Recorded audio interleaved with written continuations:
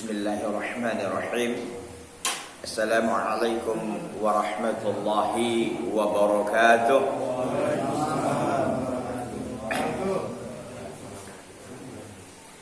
Alhamdulillah.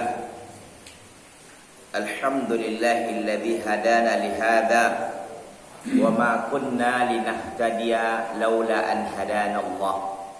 Asyhadu an la ilaha illallah wahdahu la syarika lah wa asyhadu anna Muhammadan abduhu wa rasuluhu la nabiyya ba'dah. Ikhwati fillah, azani Allah taala wa iyyakum jami'an. Alhamdulillah, pada hari ini, hari Ahad ya, 19 Jumadal Ula 1442 Hijriah, di pagi hari yang cerah ini, di pagi hari yang kita diturunkan oleh Allah Azza wa Jalla rahmatnya berupa hujan, maka salah satu sunnah yang kita ucapkan adalah membaca doa ketika turun hujan. Allahumma shayyiban nafi'an. Ya Allah, berikanlah kami curahan yang membawa manfaat, baik kepada diri kita, kepada tumbuh-tumbuhan, kepada hewan dan lingkungan sekitar kita. Dan kata para ulama, mutirna bi fadlillahi ta'ala wa rahmatihi, kami dicurahi dengan rahmat Allah Azza wa Jalla dan karunia-Nya. Dan di pagi hari ini juga kita disirami dengan apa namanya nih Pak, pahala kontannya dulu. Jadi ini pahala yang Masya Allah, istilah orang ini berlipat-lipat Pak ya. Jadi istilah orang minyak di atas, minyak di bawah. Itu istilah orang untuk yang di Pekanbaru Pak ya. Pekanbaru kan gitu, minyak di atas, minyak di bawah. Di atas itu sawit katanya, di bawah itu ya minyak memang. Silakan Pak disambi, dinikmati. Kita taklimnya santai, tapi sebenarnya materinya agak berat. Tapi ya nggak apa-apa, ya Pak ya. Masya Allah, pagi hari ini saya kira tadi orangnya nggak banyak gitu, tapi alhamdulillah masih ada ya. Saya kira jumlahnya masih oke, banyak. Dari hujan saya kira udah nggak ada nih, paling beberapa orang saja. Tapi alhamdulillah datang. Ya mudah-mudahan niat antum kemari adalah karena Allah Subhanahu wa ta'ala. Dan memang saya ingatkan kembali bahwa kita taklim ini, mengaji, belajar ini, niatnya sebenarnya nggak muluk-muluk. Makanya orang-orang tua yang menyekolahkan anaknya itu perlu untuk revisi niat. Niat untuk menuntut ilmu itu karena Allah. Karena memang Allah perintahkan kita untuk menuntut ilmu. Kemudian niat berikutnya adalah untuk mengangkat kebodohan atau kejahilan dari diri kita dan orang lain. Itu aja. Gak ada tuh niat menuntut ilmu supaya jadi pejabat, niat menuntut ilmu supaya menjadi orang kaya, niat menuntut ilmu supaya menjadi orang hebat. Gak ada. Dulu saya gitu juga, diajari orang tua. Nanti supaya kau jangan seperti ayah, petani apa. Ya karena memang mereka itu dulunya begitu juga, kan warisan gitu istilahnya. Bukan belajar gitu. Bukan mereka belajar tentang niat gitu. Masya Allah, setelah kita tahu ternyata sesederhana itu ternyata niat nuntut ilmu, segampang itu gitu. Makanya Pak Arin punya anak ini niatnya nggak muluk-muluk Pak Arin. Jadi karena Allah suruh anak kita belajar, ya anak, kita tanamkan sama anak kita, engkau belajar itu karena Allah. Kemudian untuk mengangkat apa? Kebodohan. Dari mana? Dari dirinya dulu. Kemudian dari orang lain. Maksudnya ada di nilai dakwahnya Pak. Kemudian juga tentu untuk membela syariat Allah. Kalau hanya buku-buku yang ada, nggak ada orang yang mengucapkannya, juru bicara buku itu tak ada, nggak bisa, kebatilan itu akan menang. Makanya ada istilah orang, ya, al-haqqu bila nizamin yaghlibuhul batilu bi nizamin. Kebenaran tanpa sistematik, ya, tanpa sebuah dibungkus dengan cara berargumen yang baik, itu akan dikalahkan oleh kebatilan yang berargumen dengan baik.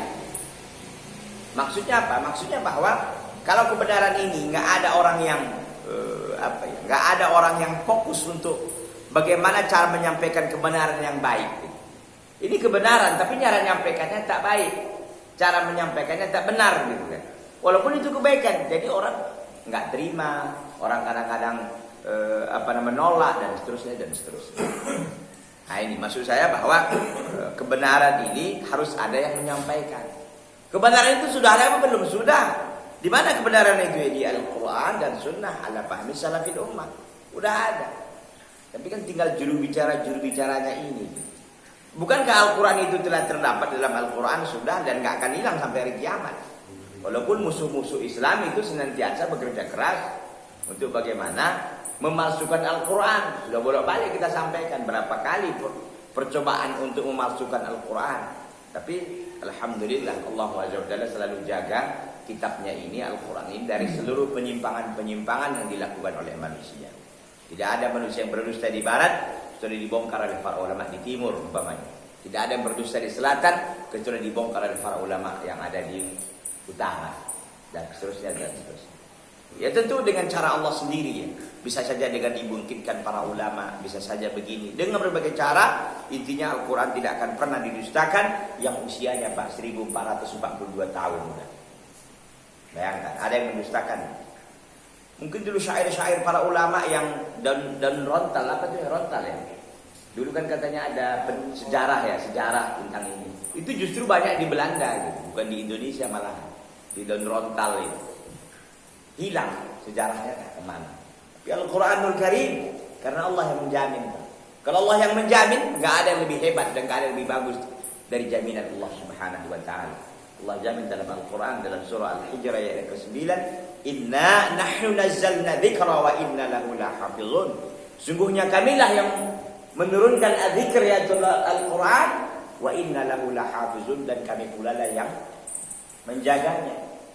Al-Quran Allah yang turunkan, Allah pula yang menjaganya. Makanya itu nggak pernah akan hilang satu huruf pun, nggak akan bertambah satu huruf pun, dan nggak akan pernah bisa digantikan oleh orang lain. Al-Quranul Karim. Makanya kita bangga Pak sebagai seorang Muslim, bangga sebagai seorang Muslim, bangga sebagai seorang Islam. Ya kalau Anda bangga sebagai seorang Muslim, Anda bangga sebagai orang yang berakidah Islam, maka Anda tunjukkan identitas Anda sebagai seorang Muslim. Jangan malu untuk pasang jenggot, jangan malu untuk cingkrangan, jangan malu untuk batok belang. Kan ada istilah orang. Apa itu Pak? Batok belang, apa itu? Batok belang, celana cingkrang, jenggot panjang. Kan? Pelihara jenggot Pak, sunnah itu pelihara jenggot. Bahkan kalau kita motong mencukur jenggot itu haram. Makanya jenggot pelihara. Kumis iya dipendekkan. Sebagian ulama mengatakan nggak apa-apa dicukur habis. Sekalipun sebagian ulama mengatakan kalau bisa hanya sekedar dipendekkan. Karena kata Nabi, a'ful liha wa waqsus syarif. Yaitu a'ful liha itu biarkan, lestarikanlah jenggot, dan cukur pendekkanlah kumis. Maksud saya itu salah satu identitas Islam ya. Hari-hari ini Ustaz, orang-orang kafir juga pakai pasang jenggot. Apa juga sama kayak kita. Sampai diputar-putar gitu kan. Pertanyaannya kemudian, apakah mereka melakukannya lillah atau karena model dan tren? Atau supaya dipuji, atau supaya ada beda saja dari dia, atau supaya dia dianggap sesuatu yang sesuatu yang ini supaya orang ini terkenal dengan jenggotnya gitu. Bukan lillah gitu. Akan beda orang yang masang jenggotnya lillah dengan orang yang masang jenggotnya karena model, mungkin karena profesi pekerjaan dan seterusnya dan seterusnya. Ya. Baik, ikhwati fillah azza Allah taala wa iyyakum jami'an. Ini sekedar mukaddimah yasirah saja. Kita akan lanjutkan kajian kita pada pada bulan yang lalu, maksud saya bulan Jumada Rabiul Tsani. Rabiul Tsani ini sekarang Jumadal Ula. Pada waktu itu kita sudah bahas, saya tanya pun nanti kayaknya macet-macet juga jawabannya. Jadi saya sendiri aja Pak ya. Beriman kepada hari akhir itu kan ada beberapa faedah. Di antaranya kita akan semakin semangat untuk melakukan ketaatan demi ketaatan kepada Allah. Karena kita ingin mengharapkan pahala di hari itu. Ya. Jadi kalau umpamanya antum dikatakan, pekan di sini hari Selasa. Ya. Kalau mau pekan hari Selasa tentu antum semangat dong mengumpulkan uang untuk bisa belanja di hari Selasa. Atau minimal antum kalau di kampung-kampung sana, kalau hari pekan itu hari pertemuan semua petani di situ. Ada yang bawa jengkol, ada yang bawa peti, ada yang bawa jahe, ada yang bawa cabai. ada yang bawa kemiri, ada yang bawa kacang kuning, kacang hijau, ada yang bawa ayam kampung, ada yang bawa ikan, dan seterusnya dan seterusnya. Kenapa? Karena mereka tahu di situ akan diberikan terjadi transaksi tukar menukar. Ya, yang punya barang dapat duit. Yang kita kan bukan zaman apa lagi kan, barter istilahnya, dulu barter kan gitu. Kamu punya kelapa, saya punya beras, saya minta kelapa, saya kasih beras. Itu sekarang alat tukarnya nggak lagi gitu dengan uang. Artinya bahwa kita mengharapkan di hari itu gitu kan. Apakah tukar menukarnya rupiah, dolar, ringgit dan pound sterling juga? Tidak. Itu akan ada pahala di sana. Ya. Jadi kita semakin taat, Pak. Bagaimanapun amalan kita, ya, semua akan dibalas oleh Allah SWT. Mau besar, mau kecil, mau banyak, mau sedikit, ya, semuanya akan mendapatkan balasan. Faman ya'mal mithqala dzarratin khairan yarah wa may ya'mal mithqala dzarratin syarran yarah. Siapa yang berbuat kebaikan sekalipun sebiji, seberat biji darah, biji darah itu gandum yang kecil gitu. Atau Bapak pernah lihat bayam? Bukan bayam yang dimakan itu, buahnya itu, Pak. Kalau bayam itu dibiarkan dia tua, dia akan berbuah. Buahnya itu kecil-kecil gitu. Macam telur ikan. Pernah Bapak nampak telur ikan? Telur ikan itu, Pak. Telur ikan itu gede memang, tapi itu karena kumpulan dari ratusan telur gitu. Kalau Bapak itu kecil kan, bahkan mungkin lebih kecil dari apa itu. Itu darah namanya. Kebaikannya cuma segitu, tapi akan Allah berikan balasan. Masya Allah. Maka antum jangan pelit untuk beramal. Ketika keluar rumah baca doa, itu juga amalan. Sedang-sedang jalan zikir subhanallah, subhanallah, subhanallah. Enggak masalah. Atau antum ulangi ayat-ayat, satu ayat, dua ayat. Makanya ulama salaf itu, Pak, kalau kita tanya, berapa sih jarak rumahmu ke masjid? Mereka nggak pernah jawab dengan jawaban duniawi. Jawaban mereka selalu 50 ayat, 100 tasbih, 100 kali selawat, dan seterusnya dan seterusnya. Kalau Pak Arin kita tanya hari ini, kita dengarkan, berapa jarak Pak Arin, rumah Pak Arin? Nah itu dia kan jawabannya, jawaban duniawi. Tapi kalau jawaban coba Bapak ini, berapa jarak rumah Bapak kemarin? Sama juga, nggak belum ada jawaban ukhrawi ya, karena memang kita dididik di situ kan. Tapi kalau ulama salaf, masya Allah, dia udah hitung tuh berapa kali dia bisa berselawat dari rumah ke kemari. Coba Pak nanti Pak Kasirun nih kan, masih Pak Kasirun yang ini. Coba nanti, udah beda gitu. Coba nanti Pak, Bapak dari rumah Pak Kasirun yang baik haji, coba nanti Bapak itu berapa kali Bapak selawat? 204, Masya Allah. Ini berarti orang-orang yang Masya Allah. Pak Ismail juga gitu. Berapa kali istighfar coba sambil bawa kereta itu. Artinya Pak, amalan-amalan ini kita gunakan selalu, detik per detik kita bertambah nilai pahala kita di sisi Allah. Apalagi di rumah Bapak jauh kan Pak? Di mana? Oh, di Warna. Wah, itu lebih jauh lagi kan. Harus nunggu-nunggu dulu antrian baru bisa lewat kan. Sambil nunggu-nunggu itu berapa istighfar Bapak sudah? Berapa tasbih Bapak bisa lakukan? Berapa ayat bisa Bapak baca? Masalahnya kita tersibukkan atau kadang-kadang kita ngelongo aja apapun nggak ada. Silakan Pak di sana. Bismillah. Hah? Tapi ada nggak itu? Alhamdulillah. Masalahnya kenapa kita kadang-kadang lupa itu Pak? Tanya orang kalau jawab. Karena kita nggak biasakan, jawaban kita selalu jawaban duniawi. Nggak ada ukhrawinya gitu Pak. Abu Faiz umpamanya, antum dari rumah ke tempat kerjaan berapa kilometer? Ada 10? Nggak ada. Pernah nggak antum murojaah surah Al-Baqarah waktu antum di atas kereta? Memang nggak hafal juga Ustaz, jadi apa yang mau dimurojaahi gitu kan? Memang nggak punya juga suratnya gitu kan? Gitu. Maksud saya apa ikhwan? Maksud saya coba kita untuk apa ya? Rohbah kita itu, semangat kita untuk taat kepada Allah ini semakin hari semakin muncul gitu. Ya. Sambil kalau ibu-ibu lagi motong-motongi bawang, motongi cabai, dikir astagfirullah, selawatan. Tapi selawat yang benar Pak ya, bukan selawat yang dibuat-buat gitu. Baik, itu yang pertama. Yang kedua dikatakan ar-raghbah inda fi'lil ma'siyah wa ridha biha khaufan min iqabi dzalikal yawm. Dan kita ada merasa takut, Pak, merasa ngeri ketika melakukan perbuatan maksiat karena kita tahu nanti balasan di hari itu. Bagaimana perihnya, bagaimana pedihnya adab yang akan diterima oleh pelaku maksiat. Maka dengan itu kita semakin apa? Semakin takut untuk melakukan maksiat. Satu sisi kita terdorong untuk ketaatan kepada Allah, sisi lain kita takut berbuat maksiat kepada Allah. Nah, disinilah iman itu bertambah. Bertambah iman dengan kurangnya kita maksiat. Bertambah iman dengan banyaknya ketaatan kita kepada Allah. Kalau taat bapak tinggi, kemaksiatan dikit. Sama seperti yang dijelaskan oleh para ulama. Kalau sunnah itu hidup, bid'ah mati. Kalau syirik itu hidup, tauhid mati. Nggak berkembang, Pak.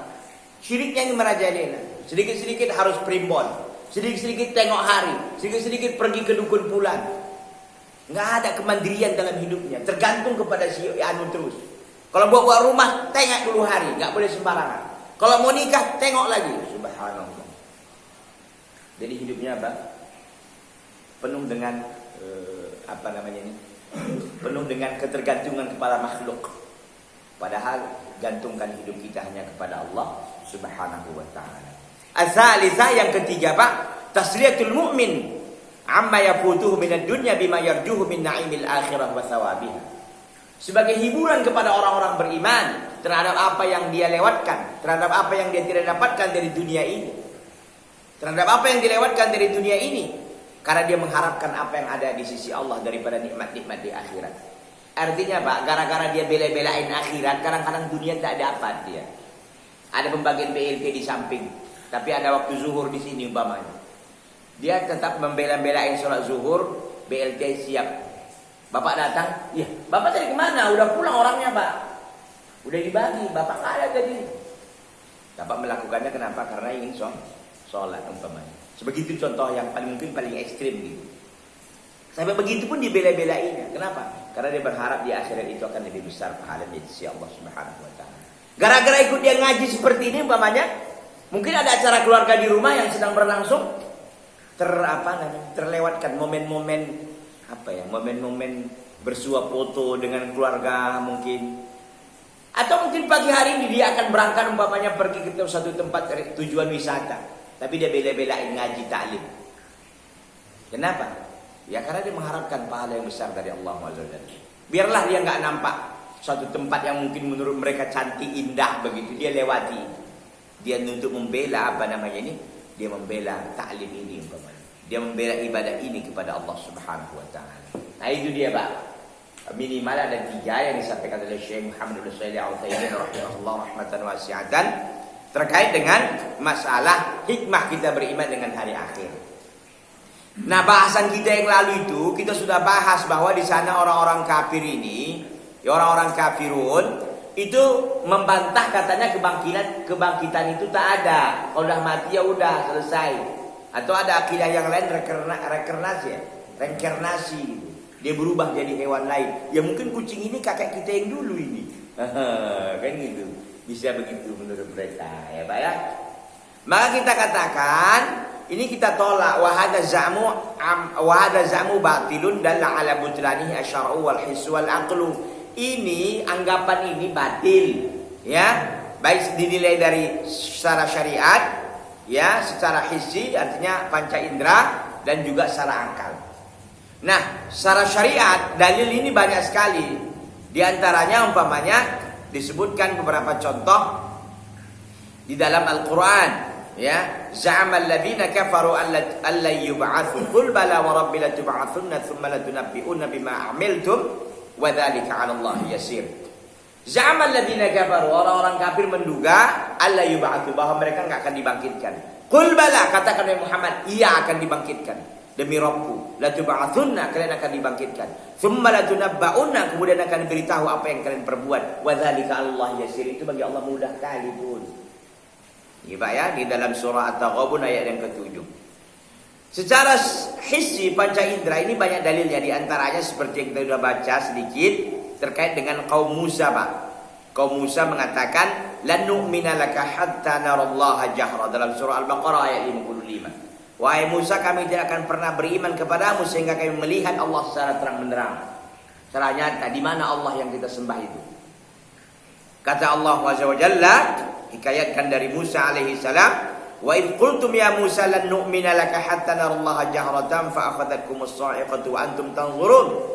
Dan ingatlah ketika kamu mengatakan, wahai Musa, kami tidak beriman kepadamu sehingga kami melihat Allah secara terang, terang benderang begitu. Fa akhadhatkumus sa'iqah, maka kamu adab oleh Allah SWT dengan suara yang sangat keras. Wa antum tanzurun, dan kamu melihat. Tsumma ba'atsnakum min ba'di mautikum la'allakum tashkurun. Tsumma ba'atsnakum, kemudian kami bangkitkan kalian min ba'di mautikum, setelah mati kalian, la'allakum tashkurun, mudah-mudahan kalian itu bersyukur. Ayat 55-56. Kisah yang kedua tentang pembunuh al-qatil, yang dibunuh, alladzi ikhtasama bihi Banu Israil, yang berselisih tentang yang terbunuh, siapa yang membunuh ini, oleh Bani Israil. Bani Israil itu berselisih, Pak, siapa pembunuhnya ini. Jadi ada orang yang terbunuh, lalu mereka ini berselisih, siapa yang membunuh ini, tuduh-tuduhan. Fa'amarallahu ta'ala yadhbahu baqaratan, maka Allah memerintahkan mereka untuk menyembelih seekor baqarah, seekor sapi betina. Kemudian apa? Fayadribuhu bi ba'dihha liyukhbirahum biman qatalah. Lalu Allah memerintahkan mereka untuk memukulkan sebagian tubuh baqarah itu, daging sapi tadi, ke mayat yang sudah meninggal tadi. Dipukulkan liyukhbirahum biman qatalah, supaya si mayat ini memberitahukan mereka siapa yang membunuhnya. Itu makanya Pak, Al-Baqarah itu disebut surah Al-Baqarah karena memang ada cerita seperti ini.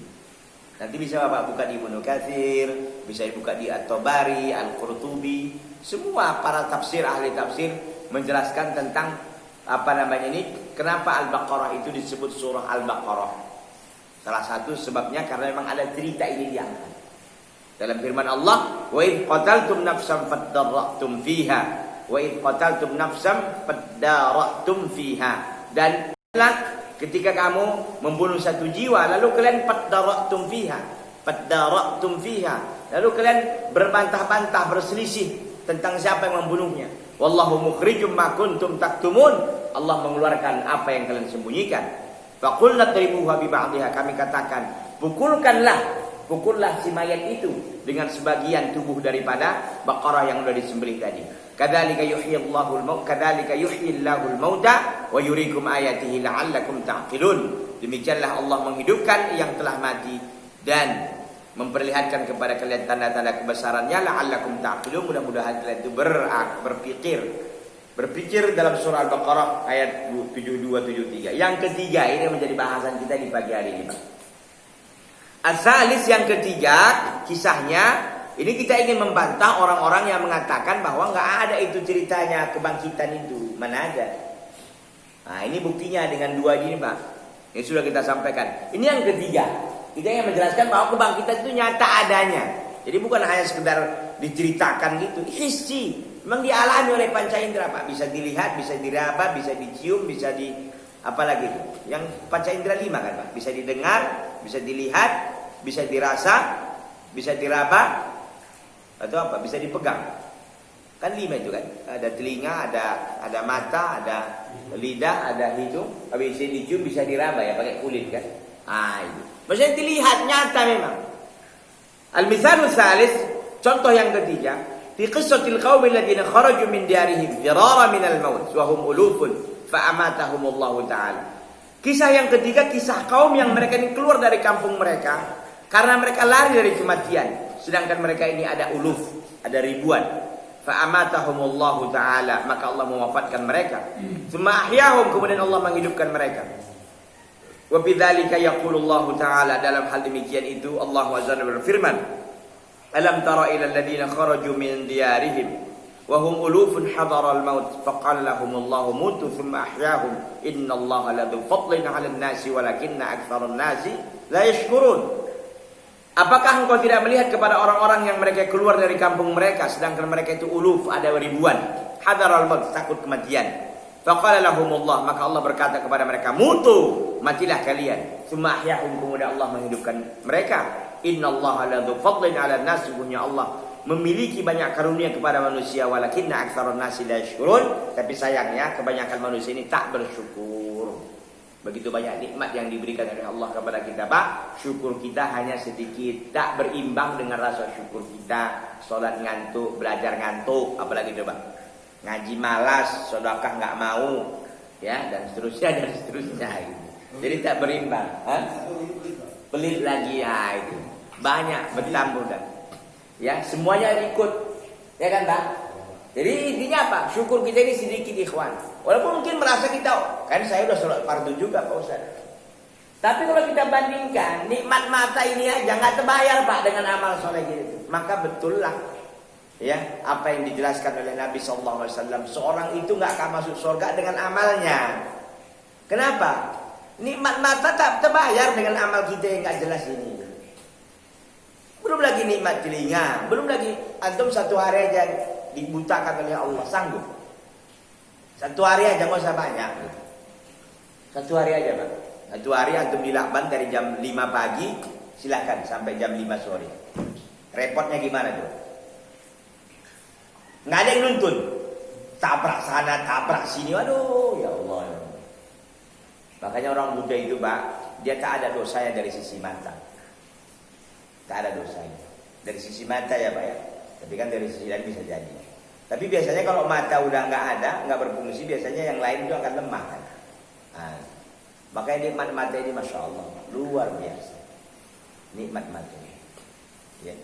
Makanya dengan amal kita yang sedikit ini dia nggak terbayarkan, Pak. Apalagi surga, masya Allah. Jadi Pak Ustaz, itu apa kita beramal ini? Amal ini sebab terbesar Allah turunkan kepada kita rahmatnya.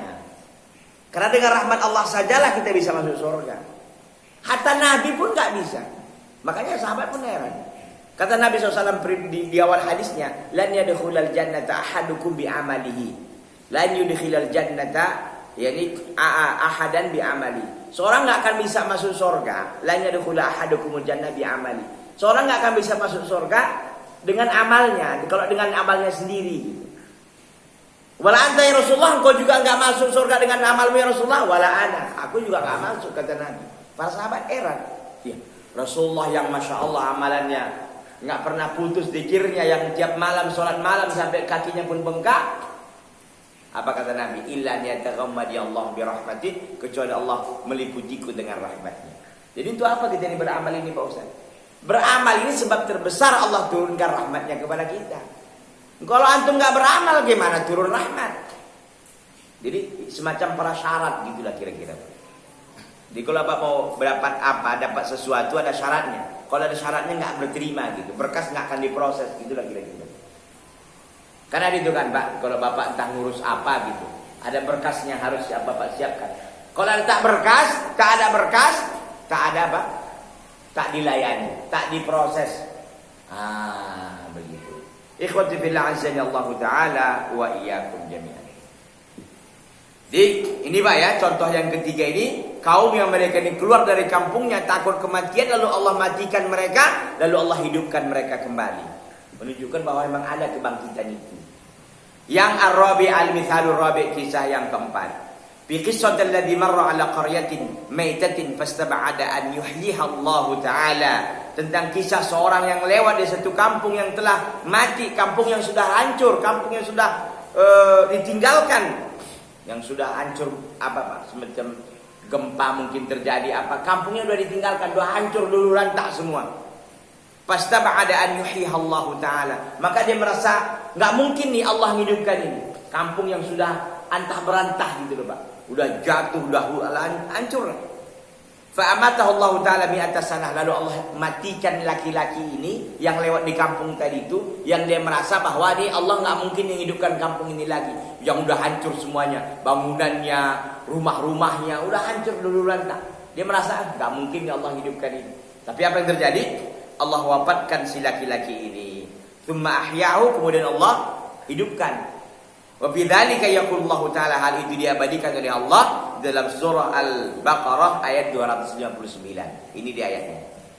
Aukal ladzi marra ala qaryati wa hiya khawiyatun ala urushiha Atau seperti seorang yang lewat di satu kampung, yang kampung itu khawiyatun ala urusyiha, yang sudah hancur berantakan, yang bangunan-bangunannya itu menimpa atapnya. Ini bahasa Al-Quran. Ya, kemudian apa? Qala anna yuhyihi hadhihi Allahu ba'da mautiha. Apakah Allah mungkin menghidupkan kampung ini setelah berantakan seperti ini? Gitu ya. Fa amatahu Allah mi'ata 'amin tsumma ba'atha. Lalu Allah wafatkan laki-laki ini 100 tahun. Tsumma ba'atha, kemudian Allah bangkitkan dia. Qal kam labista? Qal labistu yawman aw ba'da yawm. Kemudian Allah tanya dia, berapa lama engkau mati? Dikatakan yawman aw ba'da yawm, 1 hari atau setengah hari, kata dia. Qal bal labista mi'ata 'amin fanzur ila ta'amika wa syarabik lam yatasanna. Kata Allah, bahkan kau mati 100 tahun. Lihatlah kepada makananmu dan minumanmu lam yatasanna, belum berubah. Makanannya waktu itu dikatakan karena dibawa bekal, karena dia lewat di satu kampung itu, makanannya kata para ulama tafsir belum berubah. Makanan dan minumannya, sehingga dia menduga apa? Ya berarti sebentar gitu, 1 hari atau kalau 1 hari makanan kan ya berubahnya pun belum ini gitu kan. Apalagi beberapa makanan yang memang agak tahan lama gitu. Ini kalau bapak-bapak setengah hari nih, 1 hari makan, saya kira sore masih enak nih kan Pak. Masih enak gitu kira-kira. Dia merasa sebentar aja nih.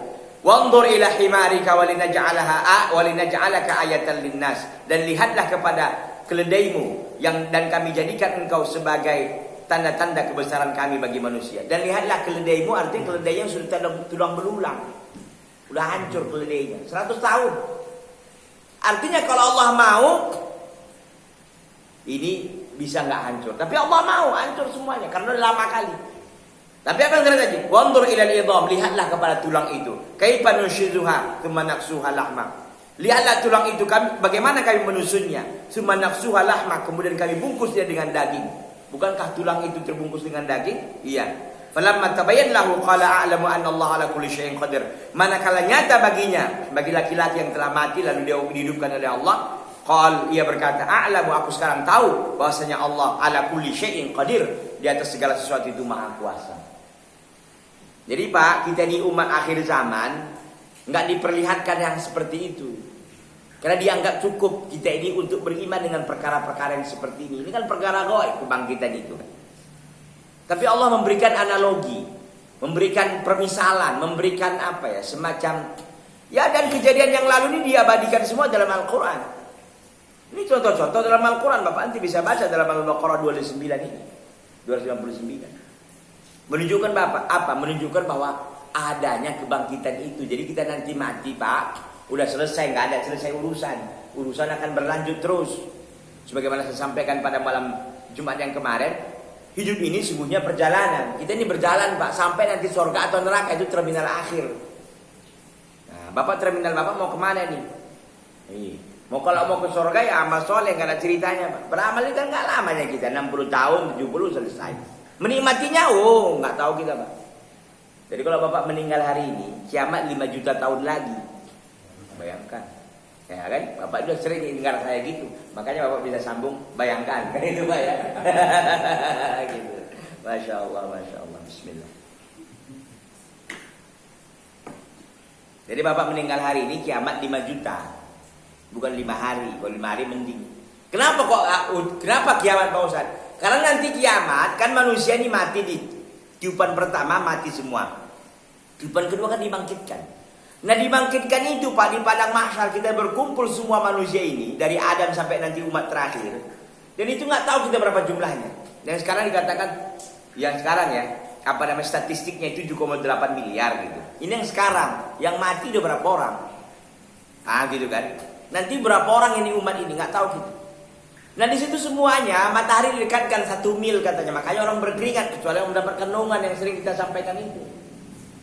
Dan manusia nanti bergerombol-gerombol datang ke Adam, wahai Adam segeralah bilang sama Allah biar diputuskan ini kami ini.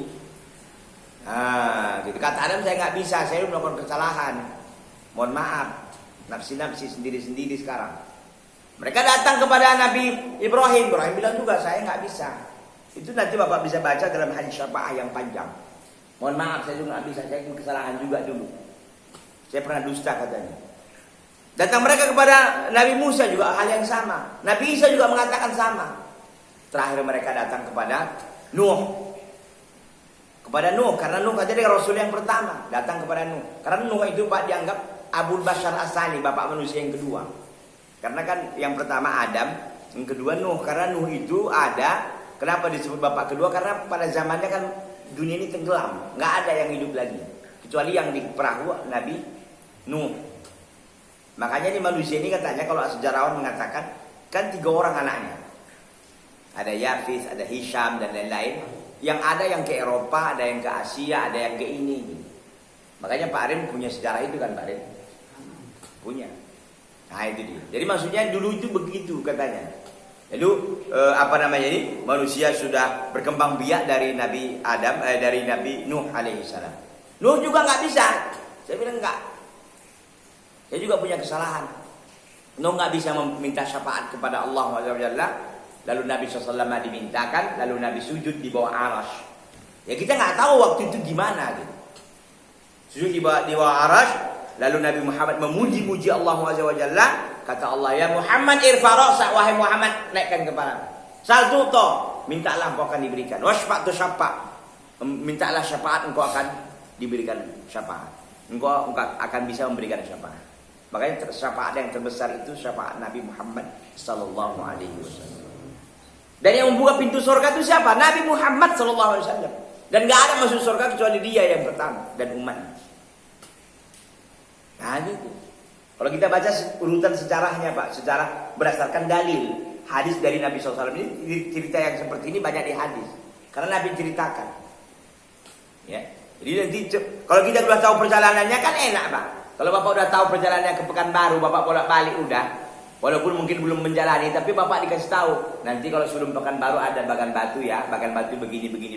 Nah, ada ini, ada gerbangnya. Kan enak Bapak. Tapi kalau Bapak nggak pernah ngaji, perlu nggak Bapak kan? Copet orang gitu. Bapak kalau pernah ke Medan Mall, kalau sekarang ini saya lihat udah banyak kan mall-mall seperti Manhattan. Manhattan tuh yang di mana gitu, jalan-jalan apa? Jalan BJ gitu, bukan di mana, jalan BJ ya. Ada yang besar-besar sekarang Pak, ada lagi yang Lotte ya. Lotte yang di mana Pak itu? Di Medan lah memang, semua di Medan ceritanya ini. Ada lagi itu yang dibuat oleh apa ini Pak? Yang dia besar juga itu dulu Medan Plaza atau apa itu Pak? Sekarang ini yang Podomoro itu, masya Allah itu, wah bangunannya subhanallah. Topi kita pun gini, kita enggak. Apalagi ada Aston ya, Aston. Yang di Esparman apa itu Pak? Yang tinggi kali. Swiss ya? Wah itu subhanallah. Bapak kalau belum pernah ke sana, bingung-bingung kan Pak? Mana toiletnya, mana ininya gitu. Terakhir Bapak ke dapur jadinya. Bapak ngapain kemari gitu? Aduh, padahal Bapak mau ke apa tadi ke subhanallah. Saya juga dulu awal-awal gitu Pak. Saya bahkan micit lip itu nggak tahu gitu. Saya terus terang menunjukkan apa ilmu itu penting. Micit lip itu nggak ngerti. Padahal kita mau lantai 2 nih, kita diam aja. Dia diam gitu, kita diam. Rupanya kawan di sebelah kita dia lantai 7 ya lanjut gitu. Kita kan diam, orang nggak ada yang keluar, lipnya itu kan otomatis nutup lagi kan.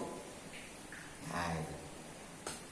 Lanjut, kita kira ya ini kok lanjut terus gitu. Ternyata subhanallah. Karena nggak tahu kita. Ini walaupun kita nggak menjalani, karena ini nggak ada uji coba Pak, nggak ada nih ceritanya uji coba. Bapak uji dulu baru dicoba lagi nggak? Ini sekali aja nih perjalanannya. Makanya Bapak harus hati-hati betul, harus sukses. Makanya Pak kita ini taklim ngaji rajin ya untuk memperbaiki tentu ibadah kita, tauhid kita kepada Allah Subhanahu Wa Taala. Intinya ayat ini menjelaskan kepada kita apa? Bahwa kebangkitan itu nyata adanya, yakin dan percayalah Bapak bahwa suatu hari nanti Allah akan bangkitkan kita dari kuburan. Jangan kita hanya di situ-situ aja Pak, enggak. Bagaimana Pak Ustaz kebangkitannya? Saya pun tak tahu. Dalam Al-Quran diceritakan seperti ini Pak. Apa namanya ini?